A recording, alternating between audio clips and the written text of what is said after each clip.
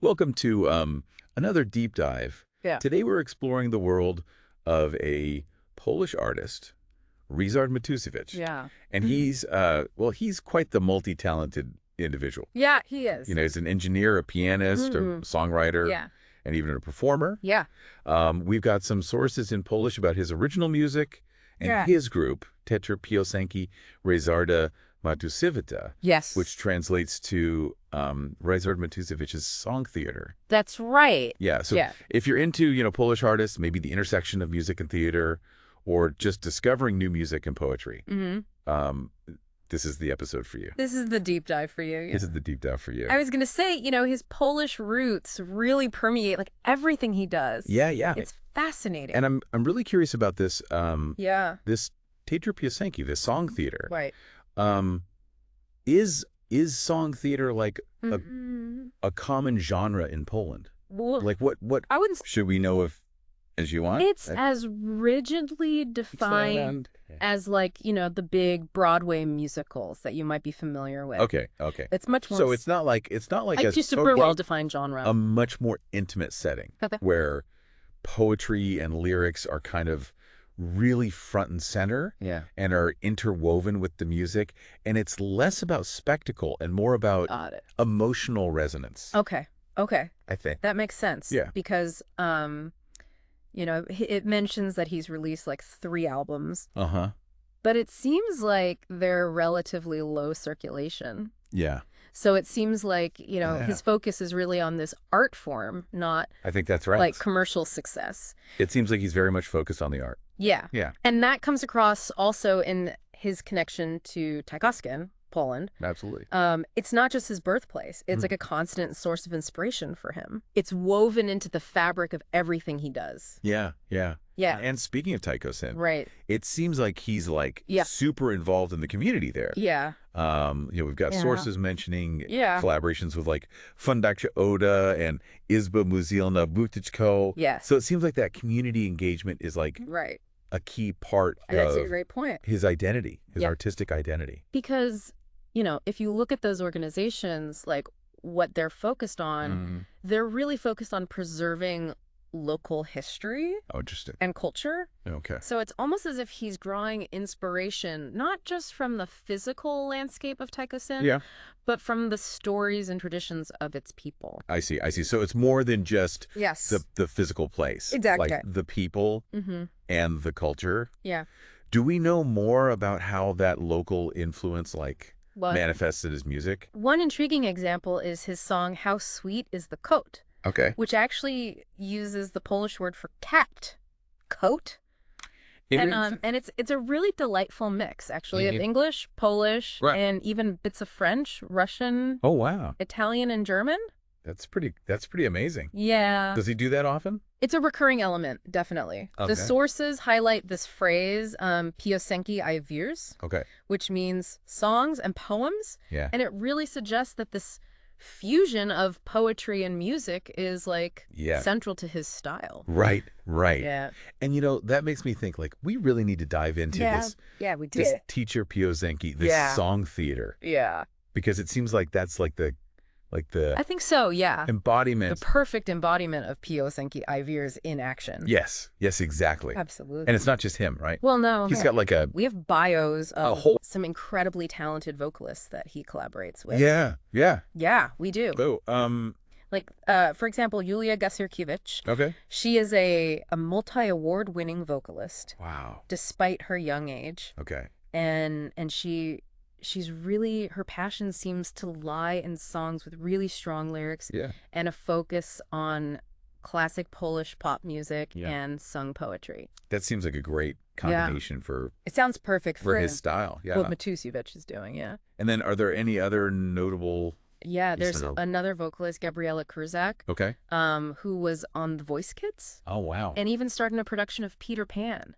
Wow. So she's got Yeah, she brings this Devotee youthful to- energy and a proven ability to captivate an audience. I wonder how someone who was on Yeah, such a big show, Right. like The Voice Kids, that is a great question. approaches something Yeah. that's so intimate How does that translate into this more nuanced style? as song theater. Yeah. It's almost like, are those things in conflict, Or say, can they complement each other? Can they complement each other? Yeah. And who else is in this group?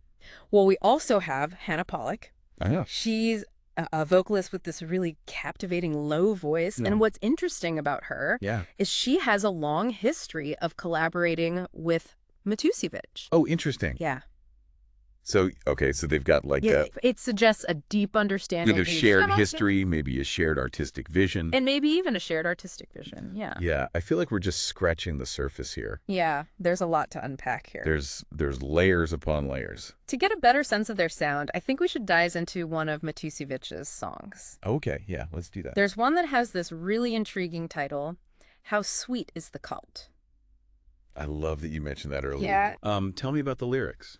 Well, they're absolutely delightful. Okay. He even throws in a reference to the famous Czech singer Karel Gott. Oh, interesting. Yeah. Okay.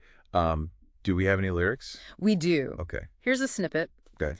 How sweet is the coat in the morning when ruxing I wyjusi przed chucking. A sunsien na nibi bejelni okrogling. How sweet in the morning is coat. It's so whimsical. Right? I just picture my cat like stretching in the morning sun. He's so relatable. So relatable. It's amazing how he captures those little moments with like such warmth and humor. Yeah. I think the way that he blends the languages, like bending the grammar a little bit for comedic effect, creates this lighthearted and almost mischievous tone. But I feel like, it's not just about the cat, right? But of course. That's right. Like there's got to be a deeper meaning here. Yeah, you're picking up on something. Yeah. You could see that blending of languages as like a metaphor for cultural exchange. The cot, being universally adored, becomes this point of connection across nationalities. I see. It's kind of a subtle but powerful statement about the universality of these simple joys. So it's about finding that common ground through shared experiences. Exactly. And it seems to tie back to his... Yeah, it goes back to that deep connection he has. His deep connection to his community. And his roots. His roots, yeah. Which makes me wonder, though, like, is there conflict? A conflict between this focus on celebrating the everyday, the local, right, and maybe this desire to connect across cultures? Because we're going to see later he explores... he talks about far roads later. Far roads, yeah. Yeah, it seems like there is a tension there between staying rooted and venturing out. Yeah. And maybe that tension is what's fueling his creative energy. That's a great observation. Yeah. Now that you mention it, there are 2 theatrical productions where his music is featured. Yes. First, there's Snima Jego Miastecka, which means Dreams of a Small Town. Yes, Dreams of a Small Town, which hints at these themes of nostalgia and maybe the limitations of small-town life. Okay. Yeah. And then there's Niebieski Kot, Chili Wspomnienia Lata, yes, Blue Cat, or Summer Memories. That one sounds so whimsical, almost dreamlike. It's hard to say what the plot is, but just based on the title, it sounds like there are these themes of childhood innocence, nostalgia, maybe even a touch of melancholy as summer fades away. Yeah, both of those titles, again, seem to really connect back to that sense of place. Yeah, absolutely. Of memory that's so central to his work. Exactly. I'm really eager to learn more about how those themes kind of translate to the stage. Well, and speaking of the stage, our sources actually mention 2 specific venues where he often performs. The Izba Muzealna Wodicko and Volski Centrum Kultury. So these are probably like pretty intimate spaces, right? I would imagine so, yeah. Like steeped in local history. Yeah. Which kind of adds to that whole atmosphere. Yeah, definitely. So it's not just about the music, it's about the whole experience he creates. Yeah. Tell me more about those venues. Well, unfortunately, the sources don't go into a ton of detail about the venues themselves, but just knowing that they're in Tekosin, it's likely that they're, smaller, community-oriented places, and maybe even historic buildings that reflect the heritage of the town. Interesting. Yeah. And it's remarkable, about these venues, about these Masie Miastecka, how they shape the atmosphere of his work. They're not just backdrops. It's like the vibe itself becomes part of the arc. They're like characters in the story. Yeah, he's telling.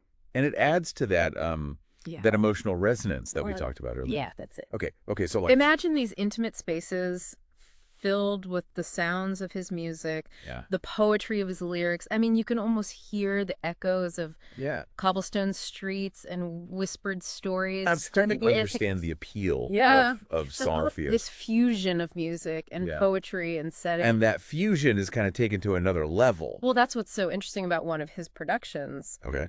Eccentricna Panna W. Okay. Which means eccentric Miss W. The title alone is super intriguing. It's described as a unique take on the concept of spring. Okay. And it involves a collaboration with the poet Beata Bonek. So it's like a collaboration. Yeah. Within a collaboration. A collaboration within a collaboration. It makes you wonder what kind of creative energy comes out of that. It really does, yeah. Like a musician and a poet. Yeah. Like joining forces. Yeah, I mean, and this interplay between different art forms just seems to be like a hallmark of his work, you know? Yeah, yeah. Remember, he's not just a musician. Right. He's an engineer, a pianist, a performer. All of these things come together. He's like a Renaissance man. Exactly. So, so we've got okay, so we've got eccentric Miss W celebrating spring. Eccentric Miss W celebrating spring. Are there any other productions that explore different seasons or themes? Yeah, actually there is. Okay. The sources highlight a concert titled Sny Małego Miasteczka. Okay. Dreams of a Small Town, which seems to delve into these autumnal and provincial themes. So I've got like spring's vibrancy. Yeah, it's interesting. And then autumn's kind of like more introspection. Introspection, yeah. Do those contrasting seasons, do you think those reflect different facets of... I wonder if he's using those seasonal motifs... personality or artistic vision? To explore like a range of human emotions and experiences. Okay, so it's not... From the exuberance of new beginnings to the quiet contemplation. Just about the seasons. It's about those changing seasons. The human experience. Exactly, yeah. That's so cool. And it circles back to that emotional resonance that we talked about. It always comes back to that. It always comes back to that, yeah. It's not just about... It's not just about the music. It's about creating this whole... No, music, it's about creating an experience. An experience that speaks to your soul. Yeah.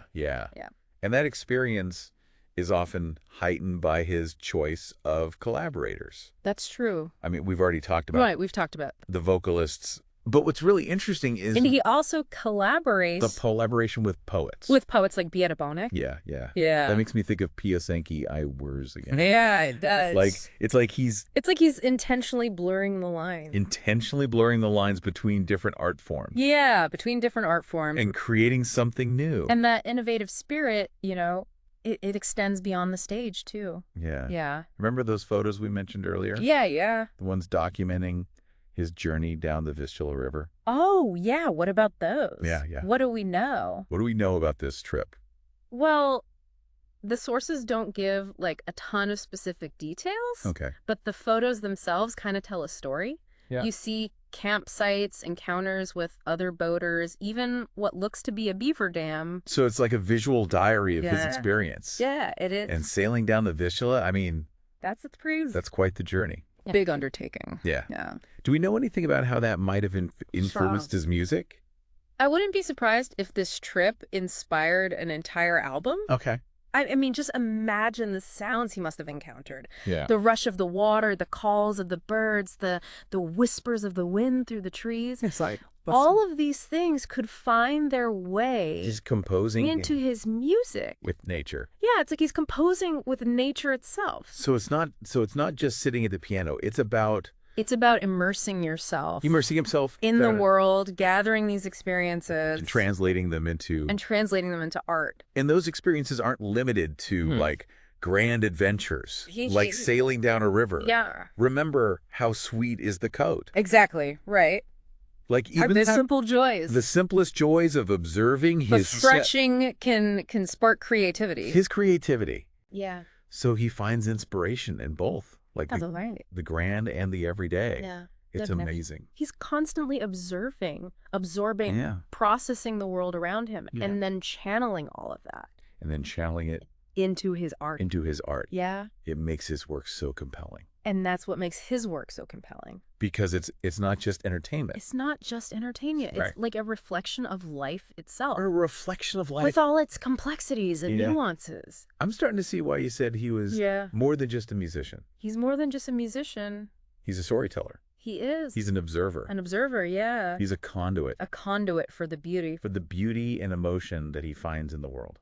And the emotion that he finds in the world, yeah. And you can really feel that connection in one of his songs. Okay. Daleki Drogi, which means far roads. Okay. And it's just this beautifully poetic piece that really captures this sense of longing, this sense of searching for meaning and connection in this vast world. Ooh, I love a good it's great. Song with a sense of wanderlust. Yeah. It makes me think of those photos from his river journey. Right.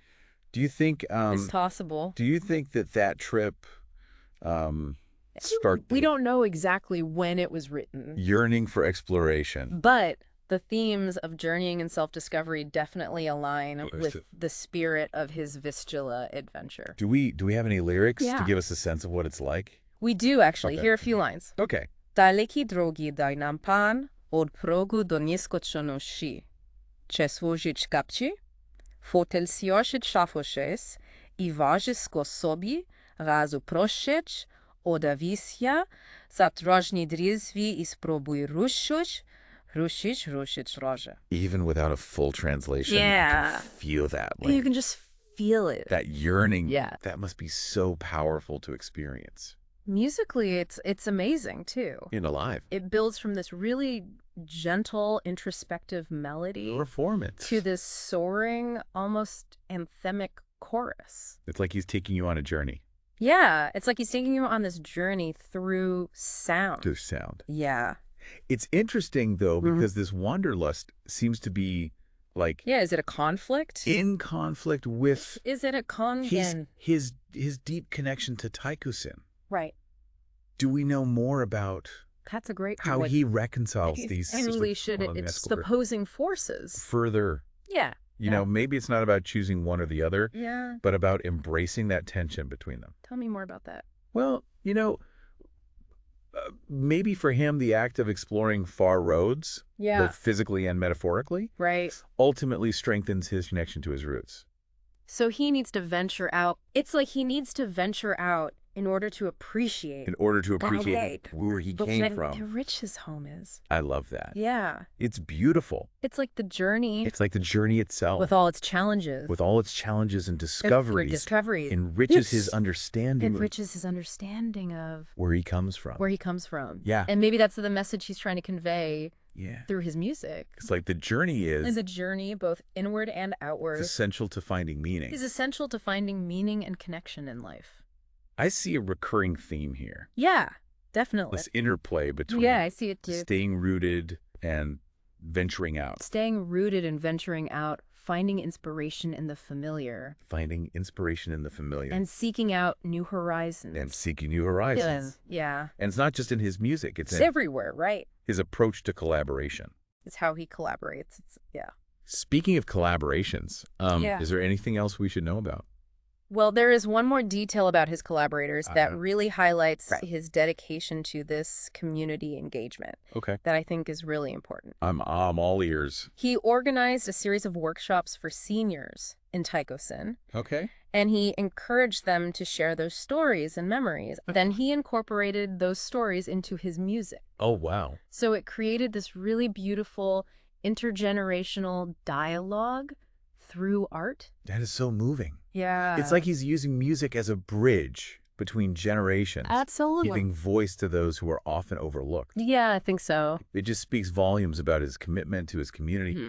And it goes back to, that idea of Taikosin being more than just a place, but like a living repository of stories and experiences. It's not just a backdrop. Yeah. He's not just drawing inspiration from his hometown. Yeah. He's actively contributing to its cultural fabric.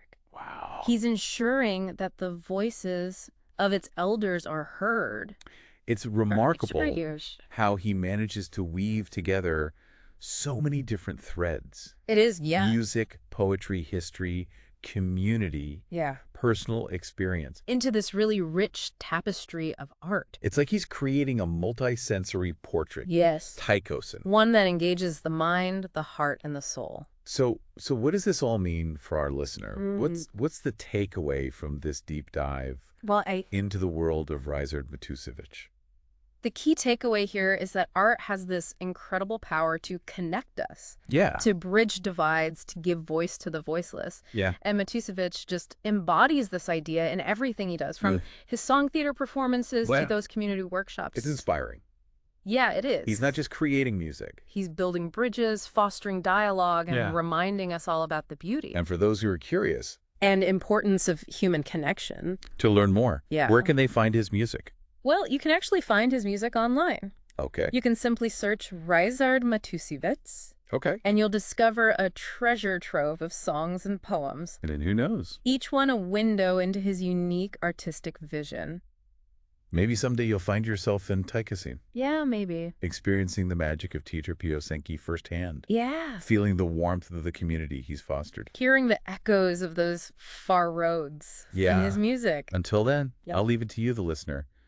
What stories are waiting to be discovered? Ooh, that's a good one. In your community. Yeah. Whose voices are yearning to be heard.